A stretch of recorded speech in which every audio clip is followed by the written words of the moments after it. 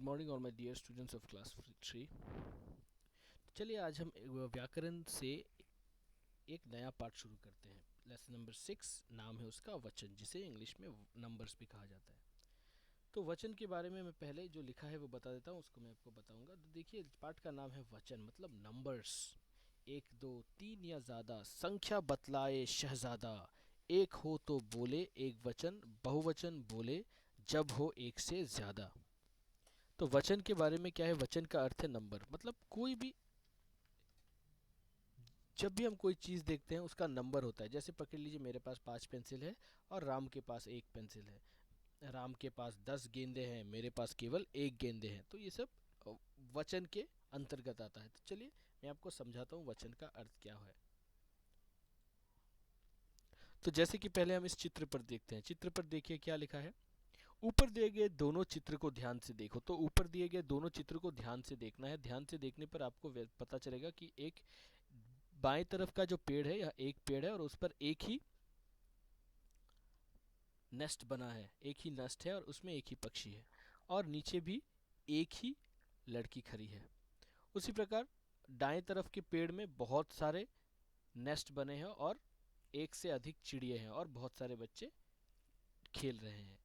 तो हमने पहला चित्र में क्या देखा, पहले चित्र में देखा कि एक पेड़ है, उस पर एक घोंसले है, घोंसला पर एक ही चिड़िया है और उस पेड़ के नीचे एक ही बच्चा है। उसी प्रकार दूसरे चित्र में हमने क्या देखा, उस पर एक पेड़ है लेकिन उसमें बहुत सारे घोंसले हैं और एक से अधिक चिड़िया है और बहुत सारे बच्चे खेल रहे हैं। तो चलिए जानते हैं इन दोनों चित्रों में क्या अंतर है। तो क्या लिखा है, ऊपर दिए गए दोनों चित्रों को ध्यान से देखो।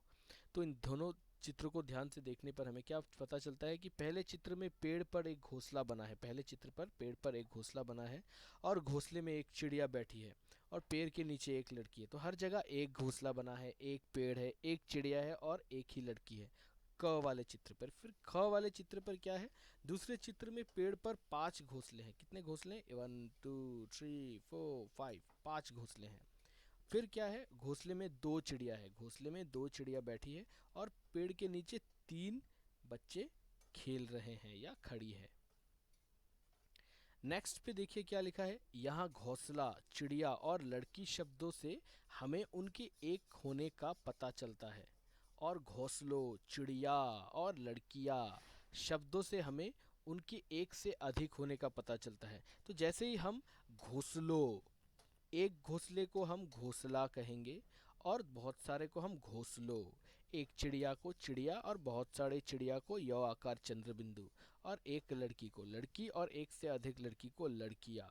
तो हम केवल शब्दों के उच्चारण से भी हमें पता चल रहा है कि घोंसला, चिड़िया और लड़की मतलब एक, और घोंसलों, चिड़िया और लड़कियाँ मतलब अनेक होने का हमें पता चल रहा है।